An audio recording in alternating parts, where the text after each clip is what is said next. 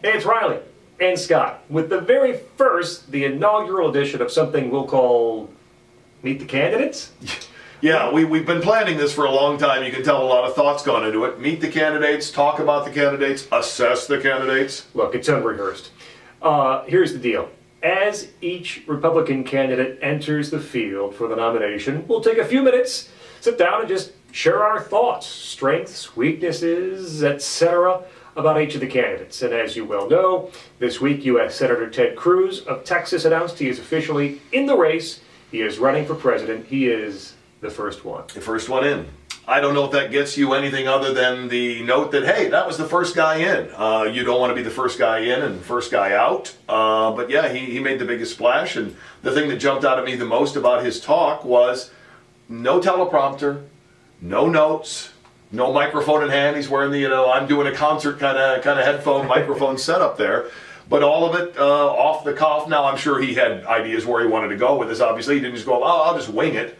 But at the same time, it really gave the impression of a guy who doesn't need notes to express his convictions on the things he feels so strongly about. I thought that was a plus.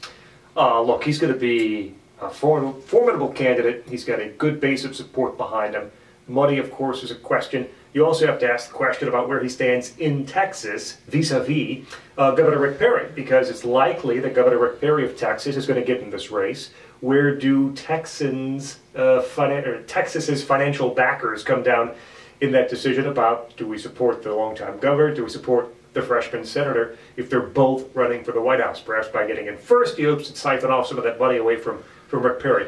He's going to be, now I'm almost certain he'll still be there by the time the debates start. He's not going to Tim Pawlenty us and drop out after the Iowa straw poll. Probably not. If he gets to the debate stage, which I believe he will, he's going to be formidable. You think back to the last cycle, Newt Gingrich, when he really started gaining some traction in the polls, was around debate time. Wasn't afraid to take on the questioners, wasn't afraid to reject the premise of questions at times from those people asking the candidates questions. And I wonder if Ted Cruz is, I don't want to say he's biding his time, but if he can get to that debate process, he used to be Solicitor General, debate guy in college too, that could be where he really shines. Yeah, and he's going to be one of those guys that the typical accusations that are thrown against a lot of Republican candidates, he's stupid, he's out of touch, he's dumb, he doesn't know what he's doing. That doesn't really hold with Ted Cruz. I mean, Alan Dershowitz called him brilliant, one of the most brilliant minds that he's ever taught before.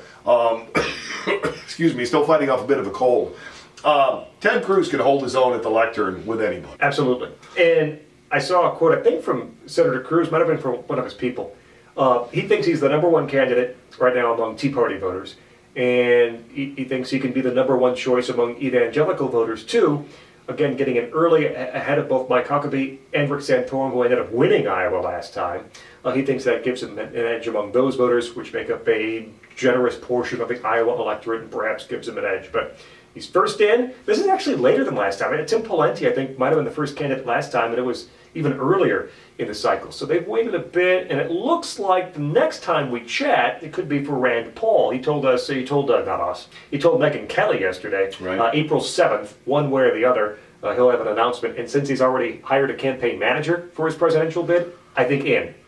Yeah, chances are a guy doesn't take that job unless he thinks that there's going to be more than perhaps a 2-week future to it. So yeah, he probably will stick around. We were talking about this earlier. If all goes with the people who are suspected of being potential candidates, how many people are we going to have sitting on a stage for a debate? I mean, heck, there could be double digits, right? Yeah. It wouldn't be out of the realm of possibility. Although if you get to double digits, I think you've got to break it up. You've got to do it in a wave, or you have 12 seconds to make your response. There's no way you could have 12 people on stage and have a rigorous debate of the issues. So no, that's more of a mob. Really, that's not our problem, though. That's CNN's problem. They can do what they want. So U.S. Senator Ted Cruz officially in the presidential race. Our thoughts on strengths and weaknesses. We'll join you next time.